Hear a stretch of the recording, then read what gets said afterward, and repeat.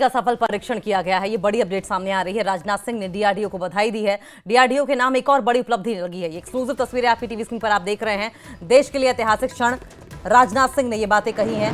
Missile सटीक निशाने लगाने में सक्षम है। हाइपरसोनिक मिसाइल का सफल परीक्षण की जानकारी आ रही है। राजनाथ सिंह ने डीआरडीओ को बधाई दी है। डीआरडीओ के नाम एक और बड़ी उपलब्धि, देश के लिए ऐतिहासिक क्षण।